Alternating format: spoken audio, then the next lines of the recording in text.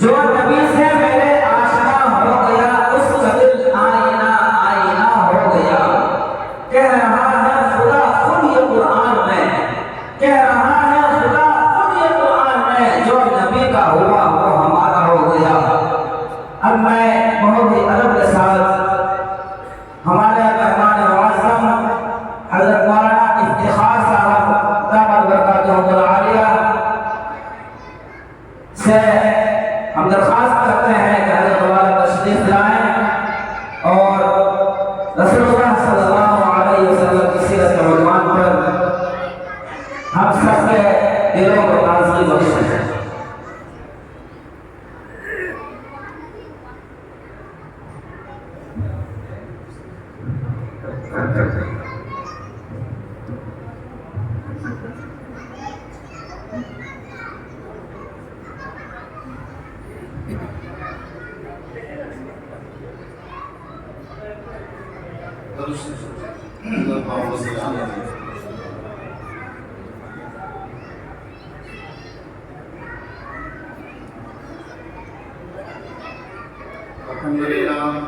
الحمدللہ رب العالمین والصلاة والسلام علی سید الانبیاء والمرسلین.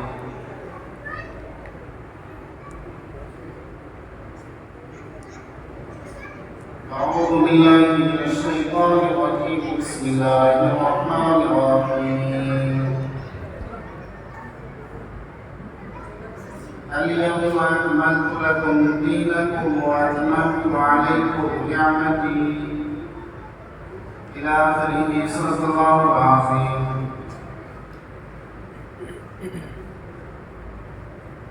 وقال النبي صلى الله عليه وسلم: من أحب لله وأبغض لله وأعطى لله ومنع لله فقد استكمل الإيمان. وقال عليه الصلاة والسلام. میرے محترم بزرگوں اور دوستوں اور عزیز کے ساتھیوں، اللہ تعالیٰ کا شکر ہے، احسان ہے. اللہ تبارک و تعالیٰ نے اس پررونق محفل اور پروگرام کا ہم سب کو حصہ دار بنایا ہے.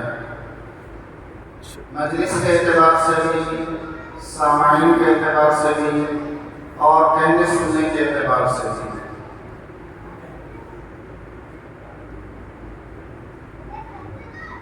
کچھ دیر پہلے ہمارے اساتذہ کرام کی باتیں ہمارے سامنے آئی ہیں اور شعراء اعظام ماشاءاللہ بہت کم وقت میں ایسے چنندہ اشعار ہمارے سامنے پیش کیے. یقیناً ایسا محسوس ہوا کہ 12 ربیع الاول یا نبی کریم صلی اللہ علیہ وسلم کی یوم ولادت یا صلی اللہ علیہ وسلم کی آمد مبارک ہماری آنکھوں کے سامنے آئینے کی طرح چمکنے لگا. میرے محترم بزرگوں اور دوستوں، یہ عنوان ہی ایسا عنوان ہے کہ اس عنوان کے بعد دنیا کے سارے مضامین چاہے جس عنوان پر لکھا جائے، بولا جائے، پڑھا جائے، بنا جائے، بنایا جائے، سجا جائے، سجایا جائے، لیکن سرور کونین تاجدار مدینہ حضرت محمد مصطفیٰ صلی اللہ علیہ وسلم کی آمد مبارک کے عنوان پر، آپ صلی اللہ علیہ وسلم کی سیرت کے عنوان پر جب بات آتی ہے تو ایک ایمان والے کا دل وجلت کی تفسیر بن جاتی ہے. وجلت قلوبہم، ان کے دلوں کے جو حالات ہوتے ہیں، یقین مانیے دنیا کے تاریخ کوئی چھوٹی موٹی تاریخ تو نہیں ہوتی، لیکن یہ 1400 سالہ تاریخ میں نبی کریم صلی اللہ علیہ وسلم کے عنوان پر جب بھی بات کی جاتی ہے، ادنا سے ادنا ایمان رکھنے والا بھی اپنے دل کے نورانیت کو محسوس کرتا ہے کہ نئے نبی کا نام سامنے ہے اور نبی کی سیرت پر بات ہو رہی ہے. ماشاءاللہ بھی ہم نے ساری چیزوں میں محسوس کیا. ہمارے شعراء کرام کے شاعرانہ انداز بھی کے بعد جو ہمارے بزرگوں کا طریقہ رہا ہے نعت پڑھنے کا اور سننے کا سنانے کا، وہ آج مجھے محسوس ہوا اور شاید آپ سب کو بھی بہت بہتر محسوس ہوا۔ میرے محترم مسلمان دوستو،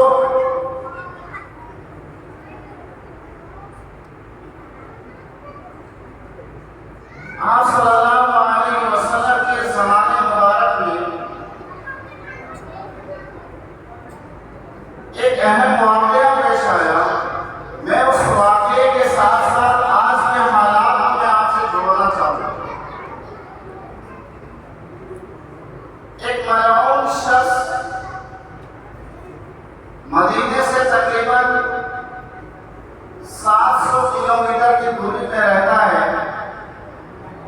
وہ نبی کریم صلی اللہ علیہ وسلم کے دربار میں آتا ہے، ایمان بھی لاتا ہے، آپ صلی اللہ علیہ وسلم کی رسالت اور ختم نبوت کا اقرار بھی کرتا ہے، لیکن دل میں نفاق لے کر کے آیا ہوا تھا۔ جب واپس پہنچا تو وہاں سے اس نے خط لکھا کہ محمد صلی اللہ علیہ وسلم ہمارے بچوں کو سائلنٹ موڈ میں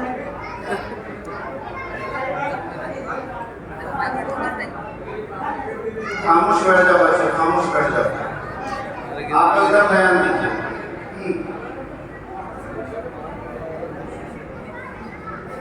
اللہم صلی علی سیدنا محمد وعلی آلہ وسلم۔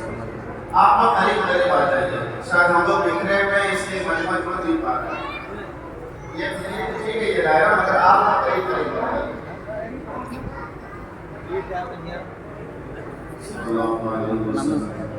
مختصر میں اپنے بعد حالات حاضرہ سے جڑوں گا انشاءاللہ۔ ہمارے علماء کرام تشریف فرما ہے اور بالکل حدیث کی روشنی میں جو بات سامنے آ رہی ہے انشاءاللہ آپ کو بالکل بہت واضح طور پر سمجھ میں آئے گا۔ وہ شخص جب اپنے مکان میں واپس جاتا ہے، وہاں سے ایک خط لکھتا ہے۔ اس خط میں وہ لکھتا ہے کہ میں نے آپ کے اوپر ایمان لایا، میں نے آپ کا کلمہ پڑھا، آپ کو ختم نبوت کا تاجدار بھی مانا، لیکن ایک شرط ہے۔ ایمان لانا وہ بھی شرط کے ساتھ، وہ بھی صحابہ کے دور میں، آپ صلی اللہ علیہ وسلم کی موجودگی میں، یہ تو سمجھ سے پرے ہے۔ بلکہ آج کے دور میں بھی اگر کوئی دائرہ ایمان میں آنا چاہتا ہے تو بلا شرط آنا پڑے گا۔ ایک شرط ہے وہ یہ کہ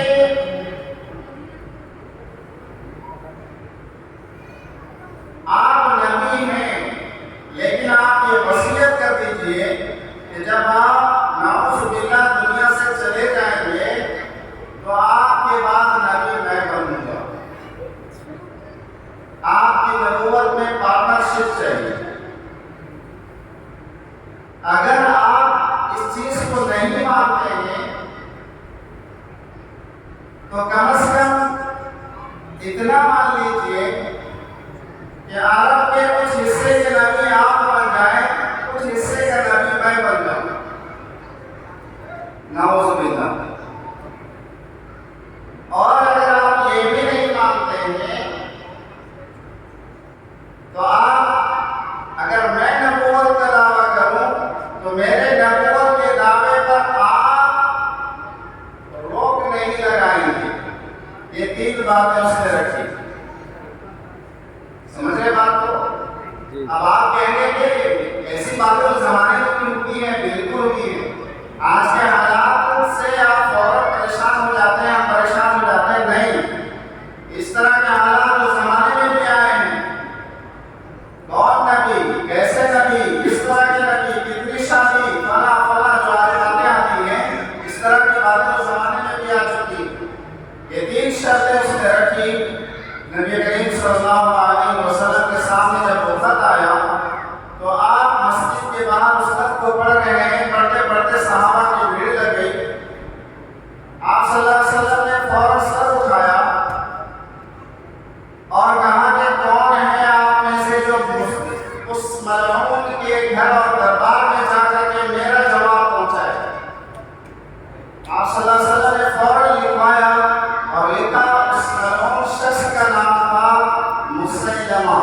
یا مسلمہ جو بھی پڑھتے ہیں، مسلمہ کذاب۔ آپ صلی اللہ علیہ وسلم نے لکھا آپ کی شرطیں ایک طرف، میرا فیصلہ ایک طرف، میں خاتم النبیین ہوں اور آپ دنیا کے سب سے بڑے جھوٹے ہیں، کذاب ہیں۔ بس اتنی سی لائن لکھی، کیونکہ جس کی جیسی حیثیت ویسے اس کو جواب ملتا ہے، اس کو پوری تفصیل سے خط لکھنا اس کی شان کے ہے ہی نہیں۔ آپ نے لکھا انا خاتم النبیین انت کذاب، بس آپ صلی اللہ علیہ وسلم نے پرچہ لہرایا اور آپ نے کہا کون ہے جو اس پرچے کو اس ملعون کے دربار میں پہنچائے گا۔ ظاہر سی بات ہے کوئی عام آدمی بھی نہیں تھا، اپنے علاقے کا ایک ظالم شخص تھا۔ کون پہنچائے گا؟ جیسے ہی یہ آواز لگی، مدینے کے گلیوں میں، سروں پر، ٹوکری میں کھجور بیچنے والے حبیب بن زید رضی اللہ تعالیٰ عنہ، جو 11 بچوں کے والد ہیں، عمر کے آخری پڑاؤ میں ہیں، کھجور بیچنے نکلتے ہیں تو ٹوکری پکڑتے ہیں، پوری ٹوکری ہلتی ہے ہاتھوں کے کانپنے کی وجہ سے، جسم میں لاغر پن ہے، وہیں سے چلاتے ہیں یا نبی اللہ یا نبی اللہ، انا موجود، میں تیار ہوں، میں حاضر ہوں، میں جاؤں گا۔ دوڑتے دوڑتے آئے، لکھا ہے ان کے منہ میں کھجور کی گٹھلی تھی، چلاتے ہوئے آئے، کھجور کی گٹھلیاں زمین میں گرنے لگی، یعنی انہوں نے کھجور کو کھانا بھی پسند نہیں کیا۔ صحابہ کا اتنی بھی جلدی کیا ہے، ابھی تو اعلان ہوا ہے، تشکیل ہوگا، لوگ نکلیں گے جائیں گے، اتنی بھی جلدی کیا ہے۔ کہنے لگے حبیب بن زید کہاں پتہ کسی اور کی ڈیوٹی لگ جائے، یہ کام تو میں کرنا چاہتا ہوں۔ اچھی بات ہے، آپ جانے کے لیے تیار ہیں؟ ہاں میں تیار ہوں۔ تم جانتے ہو وہاں کے حالات، میں جانتا ہوں، میں نے وہاں بھی جا کر کے بازار میں کام کیا ہے، میں اس کے حالات کو جانتا ہوں۔ پھر آپ تیار ہیں؟ ہاں میں تیار ہوں۔ آپ کے ساتھ کوئی لشکر نہیں، کوئی لشکر کی ضرورت نہیں ہے، میں اس خط کو پہنچاؤں گا۔ نبی کریم صلی اللہ علیہ وسلم نے جب گھوڑے پر بٹھایا، آپ صلی اللہ علیہ وسلم نے دھیرے سے کہا حبیب دلے رانا انداز میں جانا، چہرے پہ گھبراہٹ نہیں ہونا، آنکھوں میں نمی نہیں ہونا اور سر جھکا ہوا نہیں ہونا چاہیے۔ حبیب بن زید نے رضی اللہ تعالیٰ عنہ جواب دیا یا نبی اللہ، یا نبی اللہ، آپ میرے جسم میں نہ جائیے، آپ میری کمزوری میں نہ جائیے، آپ میرے حالات پر نہ جائیے۔ روانہ ہوئے، دربار میں پہنچے، وہاں موجود ایک درباری جو بعد میں ایمان لے آئے، انہوں نے لکھا، بعد میں بتایا کہ وہ شخص جو خط لے کر کے آیا تھا ہماری بھیڑ کو ایک طرفہ کرتے ہوئے مسلمہ کذاب کے پاس پہنچا اور جاتے کے ساتھ اپنے ہاتھ کی لاٹھی کو زمین میں اس زور سے مارا کہ مسلمہ کذاب بالکل جھٹک گیا۔ جب مڑ کر کے دیکھا تو سامنے ایک لاغر کمزور شخص ہے، لیکن چہرے میں توانائی ہے، آنکھوں میں وہ جنون ہے، اور آپ صلی اللہ علیہ وسلم کی وہ ساری صفات موجود ہیں جو صحابہ میں ہونا چاہیے۔ آپ کون ہیں؟ کیا چاہتے ہیں؟ حبیب بن زید نے جواب دیا کیا تو نے میرا چہرہ دیکھ کر کے یہ بھی نہ پہچانا کہ میں کون ہوں؟ سمجھ کیا تو نے میرا چہرہ دیکھ کر کے بھی نہ پہچانا کہ میں کون ہوں؟ میں اپنے نبی کا سچا عاشق ہوں اور اپنے نبی کا پیغام پہنچانے آیا ہوں۔ کیا پیغام لائے ہو؟ یہ آپ کا پیغام ہے، چاہو تو خود پڑھ لو یا کسی سے پڑھوا لو۔ درباری جو لوگ ہوا کرتے تھے وہ خود سے نہیں پڑھتے، کسی اور کو پڑھنے دیتے۔ جیسے ہی اس نے پڑھنا شروع کیا، انت کذاب انا خاتم النبیین انت کذاب، جیسے ہی اس نے کذاب لفظ سنا پتہ اور یہ لفظ جیسے ختم ہوا، حبیب بن زید رضی اللہ تعالیٰ عنہ کی طرف وہ ملعون شخص جمع، کہا یہ آپ کے نبی نے تو لکھا ہے اور کہہ دیا ہے، لیکن تم جانتے ہو اس وقت کہاں کھڑے ہو؟ کہاں میں جانتا ہوں کہاں کھڑا ہوں۔ تو اب بتانا تمہارا کیا خیال ہے، تم کیا کہتے ہو؟ چھوڑو نبی کی تحریر اور تقریر اور جو انہوں نے بھیجا، تمہارا کیا خیال ہے، تمہارا کیا خیال ہے؟ میرے محترم مسلمان دوستو، اب اصل موضوع میں آ چکا ہوں میں۔ یہ 2-4 منٹ میں جو آپ کو حالت تھا میں یہاں لا کر کے کھڑا کر چکا ہوں، اب آپ سنیے۔ حبیب بن زید نے کہا میرا خیال کیا پوچھتے ہو؟ میرے نبی نے کہہ دیا تو جھوٹا ہے تو جھوٹا ہے، میرے خیال کی یہاں کوئی گنجائش نہیں ہے۔ میرے نبی کا فیصلہ ہے کہ تو جھوٹا ہے، میں بھی کہتا ہوں کہ تو جھوٹا ہے۔ تجھے ڈر نہیں لگتا؟ پیچھے دیکھو، کیا دیکھوں؟ تیرے درباری دیکھوں، تیرے درباری کے ہاتھوں کے تلوار کو دیکھوں، تیرے درباری کے ہاتھوں کے اوزاروں کو دیکھوں۔ میں جب گھر سے چلا تو میں نے 11 بچوں کو پلٹ کر کے نہیں دیکھا، آج میں تیرے پیچھے تیرے درباری کو میں کیوں دیکھوں؟ تجھے کیا کرنا ہے کر دو، لیکن میں آیا ہوں یہ کہنے کے لیے کہ تو جھوٹا ہے، میرے نبی خاتم النبیین ہیں۔ ڈر نہیں لگتا؟ نہیں لگتا؟ تلوار اٹھا لو، کیا کرنا ہے؟ میرا ہاتھ کاٹ دوں گا، کاٹ دو۔ ایک ہاتھ پہ تلوار چلی ہے، ہاتھ بالکل اڑ گیا، خون بہنے لگا۔ پھر وہ ملعون چلایا اب بھی اپنا خیال بدلو، اب بھی کہ اپنا خیال بدلو۔ کہا تو میرے خون سے مجھے ڈراتا ہے، تو دیکھ میرے چہرے کو، میرے چہرے کی کسی بھی جسم کے ایک بات میں کوئی فرق نہیں آیا، میں اپنے بات پر ابھی بھی قائم ہوں۔ دوسرا ہاتھ کاٹوں گا، کاٹ دو، کاٹ دیا، اب بولو، کچھ بھی نہیں ہونے والا، میں نے کہہ دیا نبی کی بات آخری بات ہے۔ بچہ تیرا گردن ہے، گردن کی حاصل ہے، گردن پر تلوار رکھ لی۔ وہ صحابی جو بعد میں ایمان لائے تھے وہاں موجود تھے، کہنے لگے حبیب بن زید کی نہ گردن میں کب کپاہٹ تھی، نہ بدن کے کسی حصے میں کب کپاہٹ تھی، البتہ اتنا ضرور تھا کہ حبیب بن زید کیا، اتنا ضرور تھا کہ مسلمہ کذاب کے ہاتھ کانپ رہے اور اس نے کانپتے ہاتھوں سے تلوار چلائی ہے گردن پر۔ جیسے ہی گردن پر تلوار چلائی، شہادت نصیب ہوئی۔ نبی کریم صلی اللہ علیہ وسلم مدینے میں صحابہ کرام کے ساتھ بیٹھے ہوئے ہیں، آنکھوں سے آنسو بہنے لگے۔ صحابہ پوچھے اچانک کیا ہوا؟ کہا میرا حبیب شہید ہو گیا، میرا حبیب شہید ہو گیا، لیکن اللہ نے جنت کے 8 دروازوں کو کھول دیا ہے، اور ہر فرشتہ، ہر دروازے کا فرشتہ کہتا ہے کہ حبیب بن زید کا استقبال میں کروں گا۔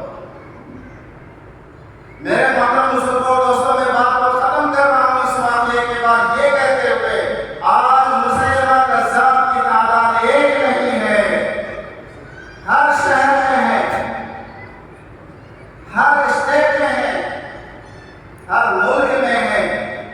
اگر آپ ملک کی سطح پر نہیں، آپ عالمی سطح پر بات کریں گے تو ایک نہیں لاکھوں لاکھ مسلمہ کذاب تیار ہیں جو اس بات کو ثابت کرنے پر تلے ہوئے ہیں، چاہے وہ فلسطین کے حالات ہوں، چاہے شام کے حالات ہوں، چاہے وہ افغانستان کے حالات ہوں۔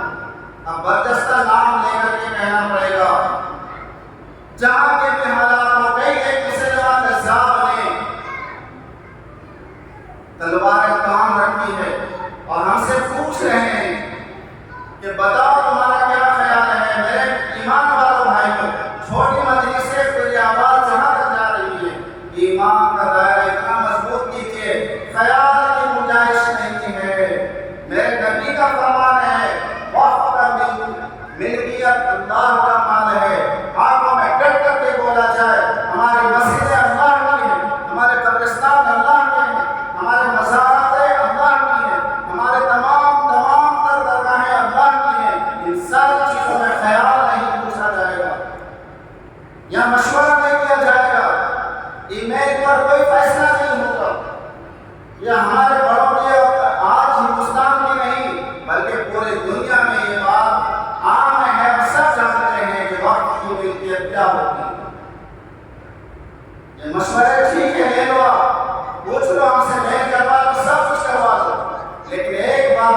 کرتے رہنا ہے کہ نہیں یہ چیزیں بس اللہ کا فرمان ہے، اللہ کی جائیداد ہے، یوم اکملت لکم دینکم واتممت علیکم نعمتی، ان چیزوں پر مہر لگ چکا ہے، کوئی بات نہیں ہوگی۔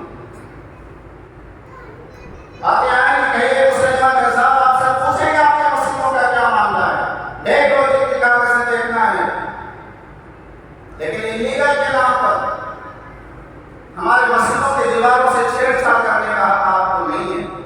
اگر کاغذ میں کمی ہے تو آپ جاؤ، آپ حکومت میں ہو، کاغذ کا ایک ڈھونڈ کے لانا آپ کا کام ہے۔ ٹھیک ہے، ہم گھر کے مالک ہیں، ہم کھیت کے مالک ہیں، ہمارے کاغذ میں ہو سکتا ہے کہ میں رسید نہ کٹوائی ہوں، ہو سکتا ہے کہ کرنٹ اس کا رسید نہ ہو، لیکن یہ تمہارا کام ہے کہ غیر کام تم لاؤ ڈھونڈ کر کے، اس کا ہم جانا ایک نہیں لاکھ میں کروڑ روپیہ ہم بھریں گے، اس کا جو فائن لگے گا ہم دینے کے لیے تیار ہیں، لیکن دیواروں سے چھیڑ چھاڑ کی اجازت نہیں ہوگی۔ دو سال کی مسجدوں کو آپ کہنے کے لیے ہزاروں سال کے قبرستان میں جس میں ہمارے کئی آباء و اجداد مدفون ہیں، آپ کہیں گے ٹھیک ہے؟ نبی پاک صلی اللہ علیہ وسلم کی محبت کی پہلی دلیل یہ ہے کہ ہم نے صاف طور پر یہ کہہ دینا آنکھوں میں آنکھیں ڈال کر کے گھبرا۔ اچھا میں ایک بات اور بولتا ہوں، چھوٹا ہوں لیکن بڑی بات کہہ رہا ہوں، ہم ضرورت سے زیادہ ڈر گئے، ہم ضرورت سے زیادہ ڈر گئے ہیں۔ اتنی بھی ڈر کیا ہے، اس چیز کا ڈر ہے۔ اکیلا ایک حبیب ابن سعید اگر اس ملعون کا مقابلہ کر سکتا ہے تو آج تاریخ میں اتنے مسلمانوں کی تعداد دنیا میں کبھی نہیں رہی۔ اب ڈٹ جائیں گے انشاءاللہ، سارے کے سارے دھرم پڑھیں گے اور پڑھتے ہیں۔ ابھی ممبئی کا جو واقعہ ہوا آپ لوگوں کے سامنے آیا تھا، لوگ ڈٹ گئے، دھارواڑ سے بھاگنا پڑا، فیصلہ بدلنا پڑا۔ ہم ضرورت سے زیادہ ڈر جاتے ہیں۔ میرے محترم دوستو، دو چیزیں ہیں، آخری بات کہہ رہا ہوں جو میرے دل میں بہت دنوں سے آ رہی تھی۔ جب سے میں نے اس کو ٹائم کیا، طرح طرح کی باتیں لوگوں کے بیچ میں سننے کو ملتی، ایسا ڈریس، ایسا یونیفارم، ایسا ٹوپی، ایسا اسکارف، بہت سننے کو ملا، اپنوں سے بھی سننے کو ملا، غیروں سے بھی سننے کو ملا، لیکن ہر جگہ ہمیں ڈٹ کر کے کہا۔ ابھی ہمارا 29 تاریخ کو ہمارے بچے، میں بتاؤں آپ کو، 29 تاریخ کو ہمارے بچے کراٹے میں مقابلے میں جا رہے ہیں، گریڈی نام آیا ہمارا، ہم نے کہا ہمارے بچے جائیں گے، پوچھا گیا کیسے آئیں گے؟ آپ کا یونیفارم پہنے ہیں کہ سر سے ٹوپی ہوگی، اگر آپ کیسے سے ہمارے بچے آئیں گے تو نہیں آئیں گے۔ چونکہ سالوں میں ان کو سیلری دیتا ہوں، میں نے ڈر کر کے جب بات رکھی، انہوں نے ایکسیپٹ کیا، جا رہے ہیں 29 تاریخ کو ہمارے بچے، آپ کی غلط بات ہے، لیکن ہمارے بچے اپنی چیزوں میں جائیں گے، اپنی پہچان کے ساتھ جائیں گے، ہماری لڑکیاں جائیں گے، اسکارف رہے گا اس کے ساتھ۔ ڈرنے کی کیا بات ہے، مانیں گے لوگ، منانے والا چاہیے۔ حد سے زیادہ ڈر اچھی چیز نہیں ہے، پھر وہ ہر چیزوں میں خلل کرنے لگتے ہیں۔ تو میرے محترم دوستو، خلاصہ کیا ہے، ایک بات جو میرے دل میں بہت دن سے آ رہی تھی، کل ہم جمعیت علماء ہند کی میٹنگ میں جب پہنچے، وہاں ہمارے علماء دیوبند میں سے حضرت مولانا سید اسجد قادری صاحب نے ایک بات رکھی، اس کا نقل میں کرتا ہوں۔ انہوں نے دو بات بتائی، ایک ہے جماعت اور ایک ہے ملت۔ جماعت ہم اہل دیوبند ہیں الحمدللہ، اور بہت مضبوطی کے ساتھ ہم دعوت تبلیغ سے تعلق رکھتے ہیں، بالکل ہیں اور رہیں گے انشاءاللہ۔ یہ جماعت ہے، اس میں 9 کمپرومائز، ٹھیک ہے، اچھی بات ہے، لیکن اس سے بڑھ کر ایک چیز ہے ملت۔ آپ اہل حدیث ہیں، بالکل ہیں، آپ بریلی سے تعلق رکھتے ہیں، بالکل رکھیں، آپ فلاں فلاں جماعت سے تعلق رکھتے ہیں، بالکل رکھیے، جماعت ہے اپنی جگہ، لیکن ملت کے نام پر ایک ہو جائیے، ورنہ حالات بالکل ایسے نہیں ہیں، حالات بالکل ایسے نہیں ہیں کہ آپ جماعت کے نام پر اختلاف کرتے کرتے ملت کا بھی ٹکڑا کر دو اور لوگوں کو آسانی سے موقع مل جائے۔ یہ 10 سالوں میں آپ غور کریں گے، ہر 2 سال میں ایسے عنوان کو اٹھایا جاتا ہے جس عنوان کا تعلق ملت سے نہیں، جماعت سے۔ طلاق کا مسئلہ کس سے؟ 3 طلاق کا مسئلہ اگر آپ جانتے ہیں، علماء کرام بیٹھے ہیں، کس سے؟ مسئلہ کیا ہے؟ کس سے؟ جماعت سے۔ مسئلہ کیا ہے کہ کچھ اور ہے، شوق ہے کچھ اور کہتے ہیں، حنبل کے پاس کچھ اور ہے، امام مالک کے پاس کچھ اور ہے۔ انہوں نے جماعت کو اٹھایا، شکار ملت ہو گئے، سمجھ رہے بات کو؟ انہوں نے مسئلہ اٹھایا طلاق کا، جماعت کا، ایک جماعت کو اٹھاؤ، تکلیف ہوگی، دوسرا جماعت آئے گا ہی نہیں، اہل حدیث خوش ہو جائیں گے، شوق خوش ہو جائیں گے، جو ہم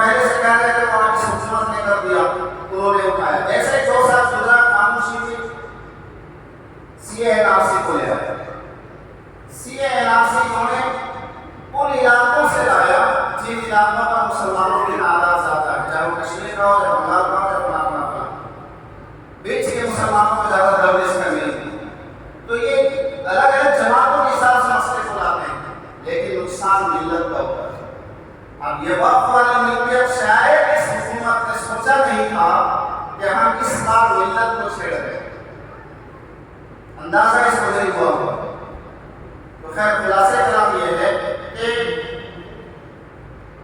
آج بھی مسلمہ کذاب بہت ہیں، لیکن ہر آدمی کو خبیر ابن زید بننا پڑے گا انشاءاللہ۔ کون کون تیار ہے؟ انشاءاللہ آپ اٹھا کر کے آج اس پرونق محفل میں ارادہ کیجیے کہ ہمارا پورا جسم زید بن خبیر ابن زید بنے۔ بالکل ہم ٹوپی سے کمپرومائز کریں گے، کمپرومائز ہم نے کیا لیکن برا نہیں مانیے گا۔ ٹوپی سے کمپرومائز ہم نے کیا، لوگوں کو ٹوپی ہلکی لگنے لگی۔ حجاب سے کمپرومائز ہم نے کیا، برقع سے کمپرومائز ہم نے کیا، لوگوں کو حجاب اور برقع کمزور کرنے لگے۔ پہلے ہر جگہ ٹوپی کس نے منع کیا؟ تب ان کو لگے گا کہ یہ چیزیں ہمارے معاشرے کی چیز ہے۔ اب برادران کے دوسرے جو ہیں ان کی جو پگڑیاں ہوتی ہیں، ان کی پگڑیاں کو دیکھ کے کوئی نہیں کرتا۔ وہ ٹرک بھی چلا رہے ہوتے ہیں، ان کی پگڑیاں صاف ہوتی ہیں، موٹر بھی چلا رہے ہیں، ان کی پگڑیاں صاف ہوتی ہیں، کرکٹ کھیل رہے ہیں، ان کی پگڑیاں صاف ہوتی ہیں، کوئی نہیں کرتا۔ لیکن ہم ذرا سے پوسٹ پہ پہنچ جاتے ہیں، کوئی سرکاری پوسٹ پہ پہنچ گئے، کسی جگہ میں ہماری نوکری لگ گئی، ذرا اچھے پوسٹ والے علاقے میں چلے گئے، ٹوپی اتر گئی۔ سب سے پہلے ہم ٹوپی سے کمپرومائز کرتے ہیں۔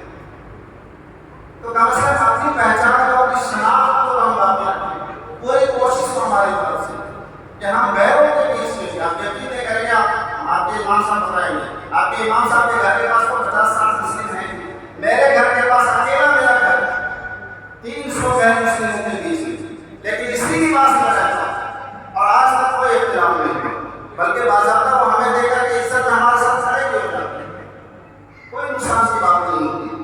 تو کہیں نہ کہیں ہم اس وقت میں وقت زیادہ لے کے اپنی وقت کے حساب سے ہم دوستوں خلاصہ کلام یہ ہے کہ حالات سے ہم کسی کو نہیں گھبرانا ہے، آپ صلی اللہ علیہ وسلم کی محبت میں کوئی کمپرومائز نہیں کرنا ہے، آپ صلی اللہ علیہ وسلم کے فرمان میں کوئی کمی نہیں آنے دینا ہے۔ اللہ تعالیٰ ہم سب کو زیادہ عمل کی توفیق